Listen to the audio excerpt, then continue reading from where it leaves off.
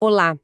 Quem já precisou, sei lá, resolver algo numa repartição pública ou simplesmente acompanha o noticiário, já deve ter se perguntado: gente, por que tanta complicação? Por que não podem só resolver? É uma pergunta clássica. E a resposta, na maioria das vezes, está num tipo de código, quase um sistema operacional que controla cada passo da máquina pública. Exato. Hoje, a gente vai tentar decifrar esse código. Nossa fonte aqui é um material de estudo bem aprofundado de direito administrativo. E a nossa missão aqui é bem direta: traduzir o juridiquês e entender o que os 5 princípios fundamentais da administração pública, o famoso LIMP, realmente significam. E é uma ótima forma de colocar. Porque esses princípios, eles não são, meras sugestões, sabe? Ou palavras bonitas na Constituição. Não é uma carta de intenções. De jeito nenhum. São regras de ouro. O alicerce mesmo. E é fundamental entender que eles são expressos, ou seja, estão lá, escritos, com todas as letras no artigo 37 da Constituição. E valem para todo mundo, né? Para todo mundo. Qualquer órgão público que se possa imaginar. Prefeitura, governo do estado, ministério em Brasília, e não só executivo. Legislativo e judiciário, quando estão administrando suas coisas, também tem que seguir. É um manual de instruções do poder. Ok, vamos desmembrar esse manual, então. Começando pela primeira letra, o L, de legalidade. A ideia básica acho que todo mundo pega. O governo só pode fazer o que a lei manda. Mas isso não é meio óbvio? Parece óbvio, mas o pulo do gato está na diferença radical de como a legalidade funciona para nós, cidadãos, e para o Estado. Certo. Para uma pessoa comum, a regra é tudo que não é proibido é permitido. Se não tem lei me proibindo de pintar a casa de roxo, eu posso. É a autonomia da vontade. Minha casa, minhas regras. Basicamente. Agora, para a administração pública, a lógica é o exato oposto. Ela só e apenas só pode fazer aquilo que a lei expressamente autoriza ou ordena. Ah, então se não está escrito, não pode fazer. Exatamente. O prefeito não pode, criar um auxílio do nada, por mais bem intencionado que ele seja, se não tiver uma lei para isso. Ele age, como diz o material, secundum legem, segundo a lei, nunca praeter legem, que é além da lei, e, claro, jamais contra legem. Mas espera aí, isso não engessa tudo? Se um gestor tem uma ideia inovadora, rápida para resolver um problema, ele não pode executar só porque ninguém pensou em escrever uma lei específica para aquilo antes? Isso parece um convite à paralisia. Essa é a grande tensão do direito administrativo. Sua pergunta é perfeita. Sim, por um lado, a legalidade estrita é uma garantia para nós. Um freio contra o autoritarismo, contra o capricho do governante. Certo, ele não pode inventar um imposto do nada. Exato. Mas, por outro lado, sim, pode criar uma rigidez. A resposta que o direito mais moderno encontrou para isso foi ampliar um pouco o conceito. Hoje, a gente fala menos em legalidade e mais em juridicidade. Juridicidade. Só como uma versão 2.0 da legalidade. É exatamente isso.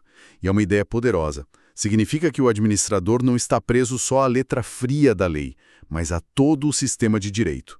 Isso inclui os princípios. E o que isso muda na prática? Muda tudo, porque funciona para os dois lados. Pensa assim, um projeto pode ter todas as licenças, seguir a lei à risca, mas se ele for fundamentalmente irrazoável, Tipo, digamos, construir um viaduto de luxo numa cidade que não tem nem saneamento básico.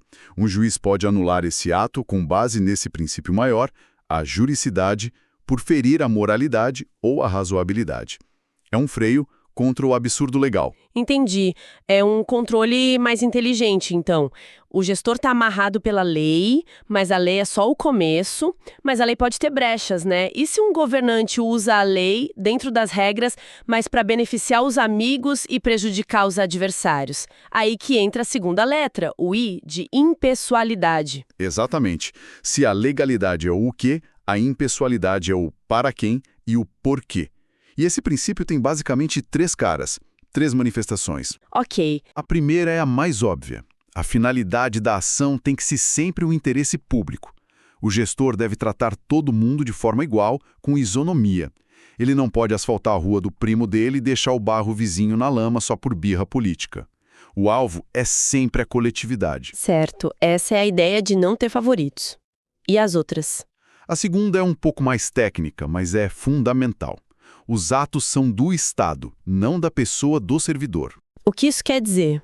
Imagina que o funcionário que emitiu sua carteira de motorista no Detran anos depois foi demitido porque descobriram uma fraude no concurso dele. Minha carteira é cancelada? Não, a sua carteira continua válida, porque o ato foi do Estado, não da pessoa física do João ou da Maria. Esse é o tal do agente de fato em ação. É uma figura jurídica criada para proteger o cidadão que agiu de boa fé. Faz todo sentido. E a terceira forma? Imagino que seja a que mais dá problema. A da promoção pessoal. É a famosa regra do outdoor. O parágrafo 1º do artigo 37 da Constituição proíbe que a publicidade de obras e serviços do governo tenha nomes, símbolos ou imagens que caracterizem promoção pessoal da autoridade. A placa da obra tem que dizer obra do governo do estado. E não um presente do governador fulano de tal para você. O dinheiro é público, a obra é pública, a glória não pode ser pessoal. Violar isso hoje não é só feio, é ato de improbidade administrativa. Pode dar até perda de mandato. Ok, então o ato tem que seguir a lei, ser para todos e sem se promover com isso. Mas e se ele for legal, for impessoal, mas for simplesmente desonesto? Isso nos leva direto para o M de moralidade, que é onde a coisa parece ficar bem mais complicada. Fica cinzenta, exatamente. A moralidade administrativa é o teste do cheiro. Um ato pode até cumprir todos os requisitos da lei, mas se ele cheira mal, se ele vai contra a honestidade, a boa-fé, o decoro, ele pode ser anulado. Ah, então não basta ser legal. Não basta. A Constituição de 88 foi um marco nisso, porque ela transformou a moralidade num princípio jurídico autônomo, com a mesma força da legalidade. E o exemplo clássico que todo mundo pensa quando se fala em imoralidade no poder público é o nepotismo. É o exemplo perfeito, porque ele fere de uma vez só a moralidade, por ser uma prática antiética, e a impessoalidade, por favorecer a família em vez do mérito. Certo. O Supremo tentou botar uma ordem na casa com a súmula vinculante número 13. Ela proíbe, de forma geral, a nomeação de parentes, cônjuge, companheiro ou parente até 3º grau, para cargos de confiança, função gratificada. Mas essa súmula tem uma brecha famosa, não é? A questão dos cargos políticos, tipo ministros, secretários. Isso não acaba virando uma desculpa para legalizar o nepotismo? Essa é a grande polêmica. A súmula, de fato, não se aplica diretamente aos cargos políticos. Mas, atenção, isso não significa que está liberado nomear parente para esses cargos. Ah, não. Não. O que o STF diz é que precisa ser analisado caso a caso. A nomeação vai ser nepotismo se ficar evidente que foi uma troca de favores, o chamado nepotismo cruzado.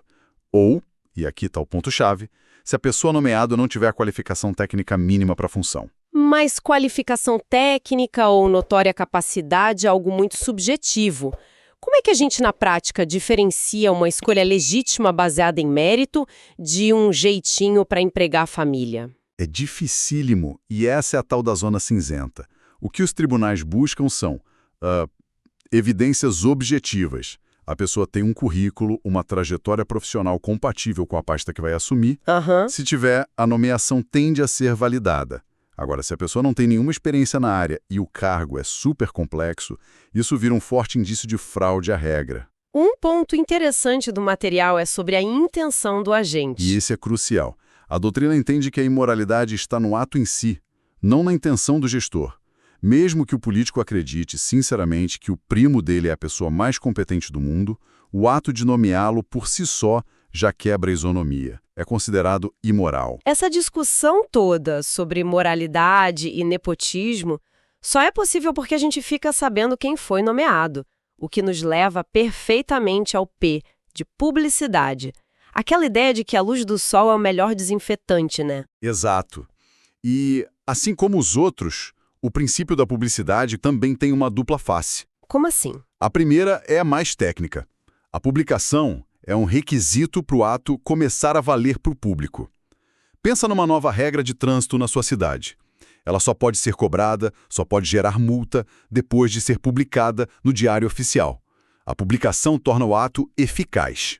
Entendi. E a outra face é a da transparência, imagino. Que é o coração do princípio. A gestão pública não pode ser uma caixa preta. A regra é que tudo seja transparente para permitir o controle pela sociedade. O sigilo é a exceção da exceção, só para caso de segurança nacional, intimidade. Certo. E essa ideia de transparência cria duas estradas. Tem a transparência ativa, que é o governo, por conta própria, abrindo os dados nos portais da transparência. E a passiva? É o nosso direito, garantido pela Lei de Acesso à Informação, de ir lá e pedir os dados que a gente quer ver. E o exemplo da divulgação dos salários dos servidores ilustra bem a tensão que isso pode gerar, né? Entre o interesse público e a privacidade. Perfeitamente. O caso chegou no STF, que teve que botar os dois direitos na balança. A decisão foi clara. O interesse público em fiscalizar como o nosso dinheiro, o dinheiro dos impostos, é gasto, prevalece. Então pode publicar o salário. Pode publicar o nome do servidor e o valor bruto do salário. O que não pode, e aí se protege a privacidade, é divulgar dados que não servem para esse controle. Endereço de casa, o número completo do CPF da pessoa. É um equilíbrio delicado. Ok. Então, temos que seguir a lei. Ser impessoal, honesto e transparente. Isso tudo parece criar uma teia de amarras, de burocracia. Como a gente faz a máquina andar, ser ágil, entregar resultados no meio disso tudo? Imagino que aí entre o caçula dos princípios, o E de eficiência. Você matou a charada. O princípio de eficiência foi o último a entrar na Constituição, em 98. Justamente num momento de muita discussão sobre a necessidade de uma administração mais moderna, mais gerencial, focada em resultados. E o que seria essa eficiência? Ela tem dois lados. Um é para o agente público, que deve atuar com rapidez, com qualidade, com bom rendimento. O outro é para a estrutura, para a máquina pública, que tem que ser organizada de forma racional, para entregar os melhores serviços com o menor custo possível. Mas essa busca por eficiência não acaba virando desculpa para atropelar as outras regras? A gente ouve muito a história do não vou fazer licitação porque demora, eu consigo um preço melhor com um fornecedor que eu já conheço. Esse é o maior risco. E o maior erro de interpretação do princípio. Eficiência é a melhor relação custo-benefício. É fazer mais e melhor, mas sem jamais sacrificar a qualidade. Economizar por economizar, prestando um serviço ruim, não é eficiência. Certo. E o ponto crucial, talvez o mais importante de toda a nossa conversa, eficiência não é um passe livre para ignorar o resto do LIMP. Ela não é a carta mais alta do baralho. De forma alguma. Os princípios precisam ser aplicados em harmonia. O exemplo que você deu é perfeito. Contratar a empresa de um amigo sem licitação pode até parecer mais rápido, mais barato, mais eficiente. Aham. Mas é um ato flagrantemente ilegal, impessoal e imoral. Portanto, é um ato nulo. Vai ser desfeito e o gestor ainda pode responder por improbidade. A eficiência tem que ser buscada dentro dos limites da lei e da moralidade, da transparência, nunca contra eles. Resumindo, então, esses 5 pilares: legalidade, impessoalidade, moralidade, publicidade e eficiência formam um sistema operacional, o DNA, que dita como o poder público deve agir. Exatamente. E a reflexão final é que, embora a gente estude eles em caixinhas separadas, para entender melhor, na vida real eles estão todos entrelaçados. Um único ato pode violar vários deles ao mesmo tempo. E eles vivem em tensão, como a gente viu. Vivem em tensão. O verdadeiro desafio de um gestor público competente e honesto não é seguir um princípio isolado, mas encontrar em cada decisão o equilíbrio delicado na aplicação harmônica de todos eles juntos. E fica aqui um pensamento final, consumido em cima da nossa conversa. Vimos que no caso de nepotismo para um cargo político, a tal da notória capacidade técnica poderia, em tese, justificar a nomeação de um parente. A questão que fica no ar é, na prática, como a sociedade pode criar mecanismos para diferenciar uma escolha legítima, baseada em mérito real, de uma que é apenas uma manobra sofisticada para burlar o espírito da Constituição?